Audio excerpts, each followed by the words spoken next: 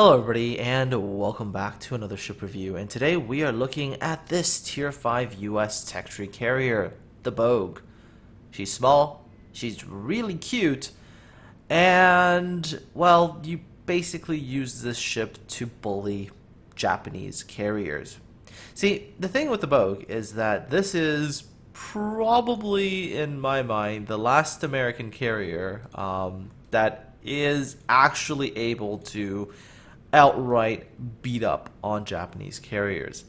Afterwards, things start to get a lot more tilted towards the Japanese side. So, if you are a Bogue player, the way you should think about yourself is that you are what is going to, let's say, limit the Japanese CV population. You're going to make as many Japanese CV players quit at tier 5 as you possibly can so you won't have to deal with them later. Anyhow, let's talk about the Bogue. Really, the thing you want to talk about is two things. One, her really pathetically slow speed, and two, her aircraft and her loadouts. The Bogue is not a very big carrier, as you can see. She's a cute boat, very cute, very small. She doesn't carry a lot of airplanes, 28 planes in total. However, in terms of your flight control, you have three choices. You have a strike loadout, which you should never use unless you want to get bullied by other Bogues. You have the starting balanced one, which you should get out of ASAP because it's only one torpedo bomber squadron and a fighter squadron. Or you have this one, the 201. You have basically nothing for attacking power. This one squadron dive bombers, really, you're praying to RNGesus and hope you set some fires. That's about it. But where this one shines is those two fighter squadrons. You have two fighter squadrons. Go bully the crap out of everything else that you can.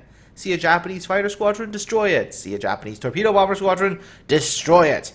See anything Japanese? Destroy it. See other US fighter squadrons? Well, if they're by themselves, destroy it.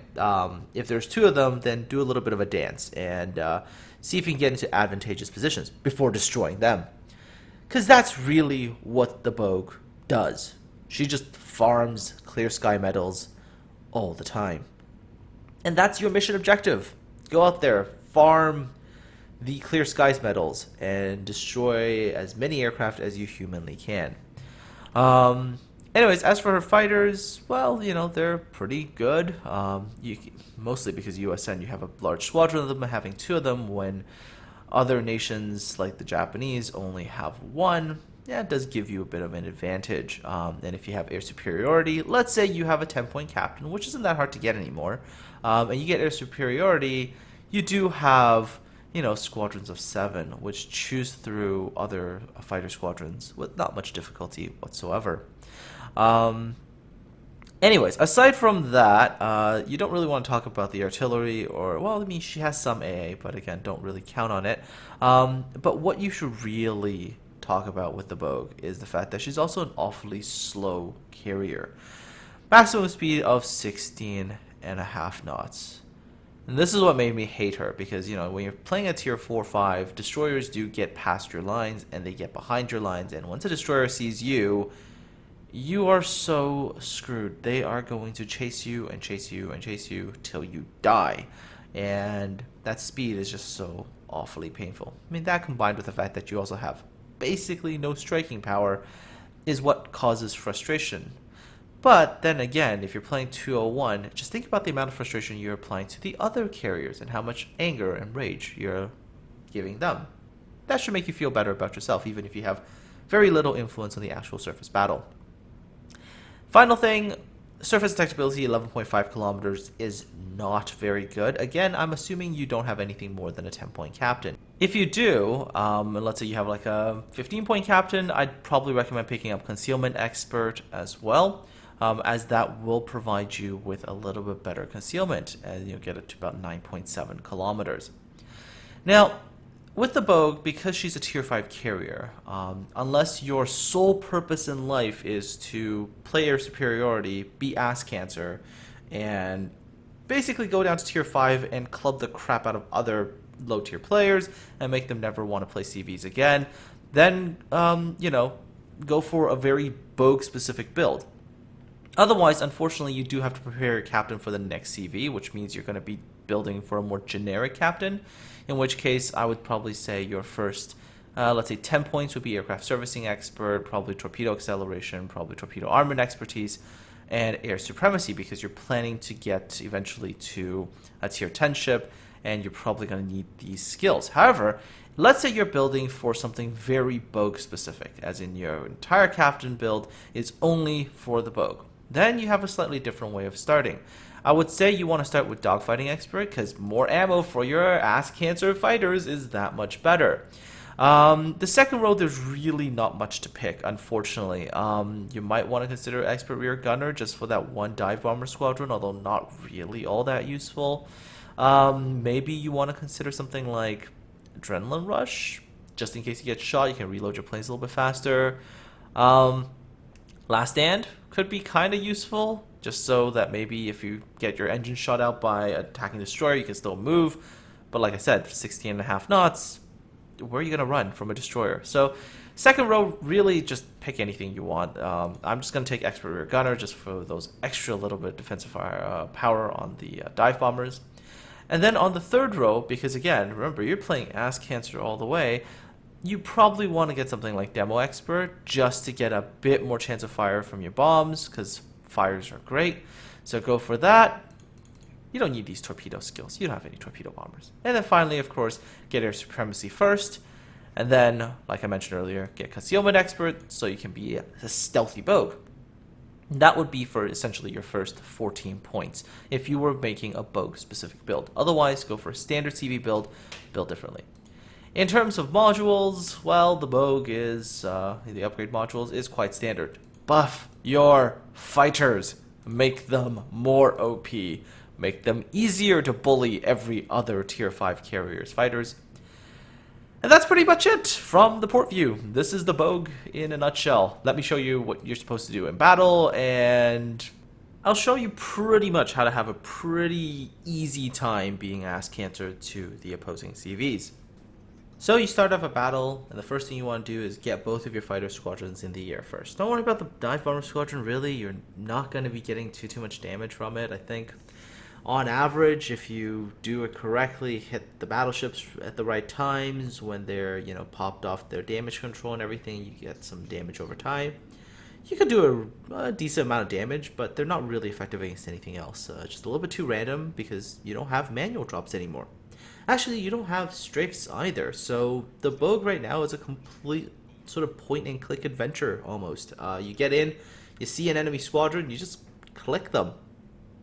No strafing, no nothing. And of course, having, USN fighters that you just click onto other aircraft, well, they'll do just fine.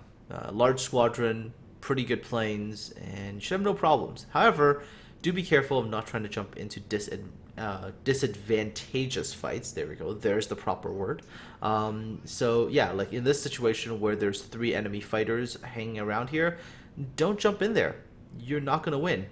So when I see that one of their fighters starts engaging my team's torpedo bombers, I jump on that one fighter squadron and quickly wipe it off the map. And of course also shoot down a few of those dive bombers as well.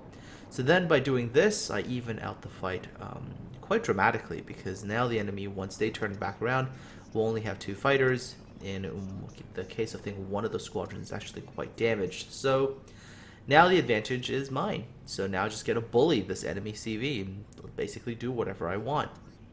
Shot down 12 planes already. And by the way, because lower tier CVs at tier 5 don't have that many plane reserves, with the Bogue, playing as AS Bogue, you basically are going to be farming clear skies medals. That's like all you really are going to be doing with the ship. You also basically limit the enemy CVs, basically make them not effective at all. Don't let them do anything. I had one battle where it was a Japanese CV and a Bogue, and basically all I did that entire battle was hang out right around them for the entire battle. Just flew around them, and anytime they sent planes up, I just ganged up on them and shot it down. Yeah, weren't too happy with me on that one. In this battle, it's kind of similar, although I don't actually camp them. That isn't as nice of a thing to do, I guess. But again, Looking on the map, you'll notice that one of the fighter squadrons is off by himself. This one right here. I have two fighter squadrons and don't see any friends for that particular fighter squadron, which means I'm now going to quickly go and try to jump them and hopefully shoot down all of those planes. And then, of course, you know, again, with low tier CVs, you lose a full fighter squadron, the advantage shifts dramatically, right? So here the enemy is, well, they've got two squadrons here.